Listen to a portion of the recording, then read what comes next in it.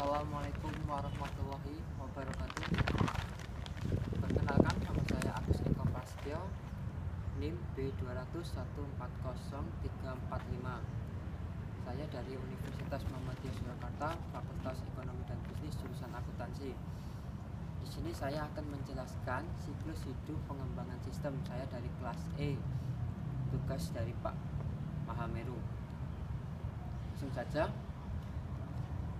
Metode SDLC adalah metode yang menggunakan pendekatan sistem yang disebut pendekatan air terjun, di mana setiap tahapan sistem akan dikerjakan secara berurut menurun dari perencanaan, analisa, desain, implementasi, dan operasional.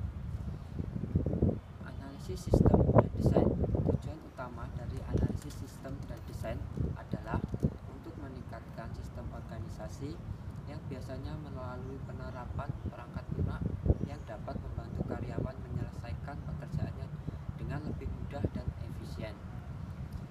Sistem sendiri memiliki arti, yaitu kumpulan dari elemen-elemen yang berinteraksi untuk mencapai suatu tujuan tertentu. Selanjutnya, macam-macam dalam pengembangan sistem.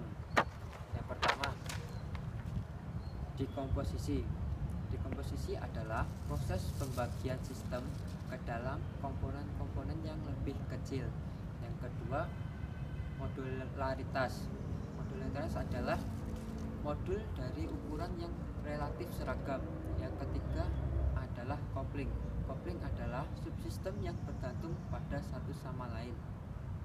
Yang keempat atau yang terakhir, kohesi. Kohesi adalah sejauh mana subsistem melakukan fungsi tunggal. SDLC terdiri dari 4 langkah kunci, yaitu yang pertama ada perencanaan. Tahap perencanaan dan seleksi adalah sebuah proses dasar untuk memahami mengapa sebuah sistem harus dibangun. Aktivitas-aktivitas yang ada dalam tahapan ini meliputi yang pertama, pembentukan dan konsolidasi tim pengembang. Yang kedua, mendefinisikan tujuan dan ruang lingkup pengembangan. Yang ketiga atau yang terakhir, menentukan dan mengevaluasi strategi yang akan digunakan dalam pengembangan sistem. Yang kedua, ada analisis sistem.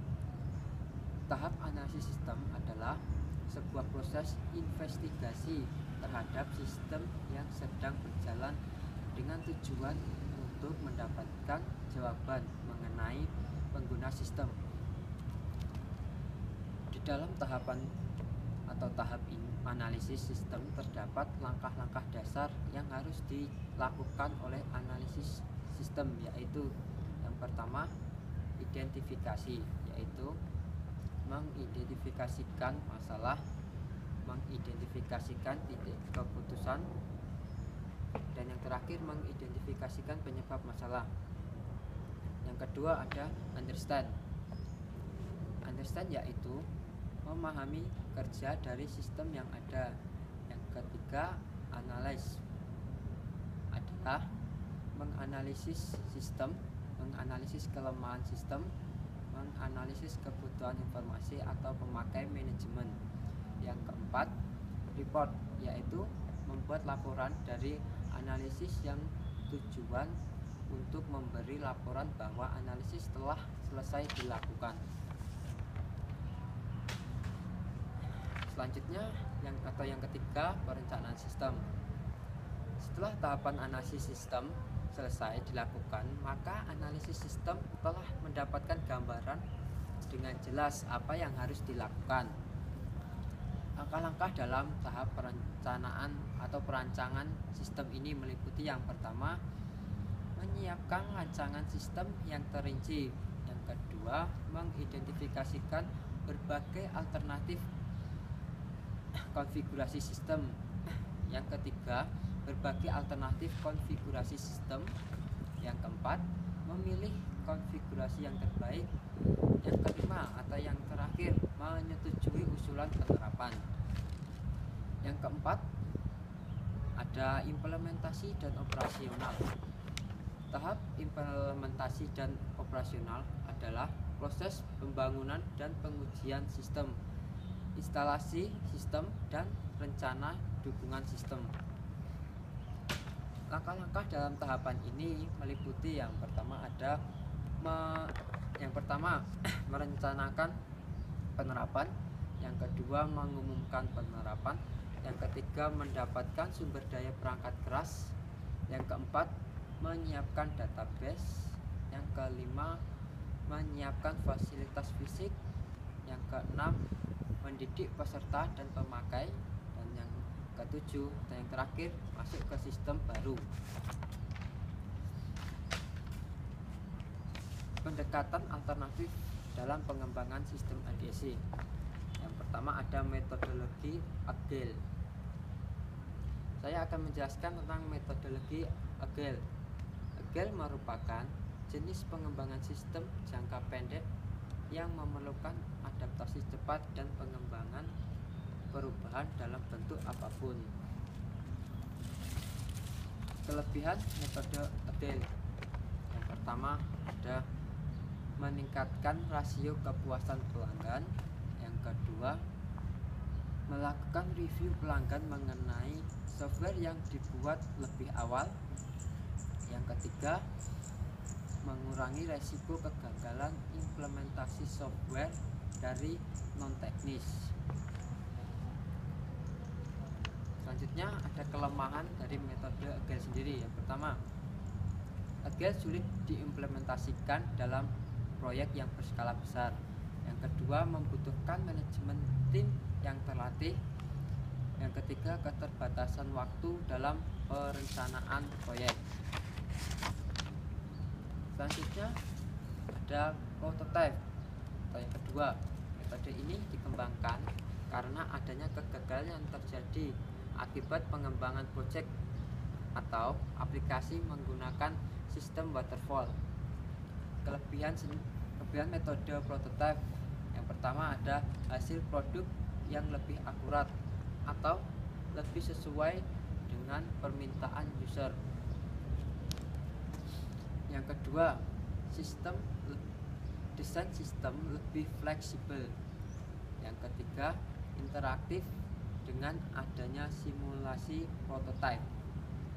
Kekurangannya yaitu ada yang pertama, proses bisa lebih berkelanjutan terus-menerus tanpa henti atau mengikuti keinginan customer. Yang kedua, kemungkinan perawatan secara keseluruhan bisa saja terabaikan. Yang ketiga, atau pengembangan yang berlebih untuk prototipe.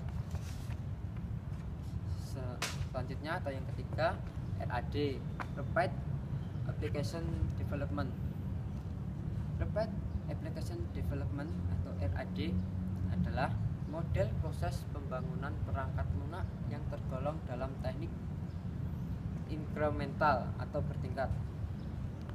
Selanjutnya ada Joint Application Development atau yang keempat, atau kalau disingkat JAD, adalah suatu metodologi pengembangan sistem yang bermula-mula digunakan untuk merancang suatu sistem yang berbasis komputer, tetapi dapat dilakukan atau diberlakukan bagi setiap proses pengembangan yang melibatkan interaksi berkelanjutan yang dengan para pemakai dan para perancang yang berbeda sistem di dalam pengembangan. Keuntungan dan kelemahan atau kerugian JAD. Yang pertama, keuntungannya. JAD memiliki keuntungan yang pertama, mengizinkan pengguna kunci untuk berpartisipasi secara aktif. Yang kedua, ketika digunakan secara besar, JAD dapat menghasilkan statement yang lebih akurat dari kebutuhan sistem. Yang ketiga, lebih mudah dalam mengerti tujuan umum dan lebih berkomitmen untuk sukses pada sistem baru. Kerugiannya yaitu lebih mahal dan dapat merugikan jika grup terlalu besar daripada ukuran proyek. Selanjutnya ada CASE, Computer Aided Software Engineering. CASE adalah perangkat komputer yang berbasis produk yang bertujuan untuk mendukung satu atau lebih kegiatan rekayasa, perangkat lunak, dan proses pengembangan software. Keuntungannya yaitu yang pertama ada perbaikan produktivitas, kedua perbaikan kualitas program, yang ketiga penghematan biaya, yang keempat perbaikan prosedur pengendalian, yang kelima penyederhanaan dokumentasi.